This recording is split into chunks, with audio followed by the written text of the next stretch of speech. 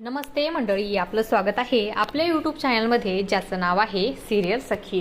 Star प्रवाहावरील घरोघरी मातीच्या चुली या मालिकेच्या पुढील येणाऱ्या भागामध्ये आपल्याला असं बघायला मिळणार आहे की आता जानकीचं धाडस तिला नडलेलं आहे. आता इकडे शरूने राहुलला कॉल केलेला असतो आणि मग राहुल म्हणतो की तिने पेढा खाल्लाय काय.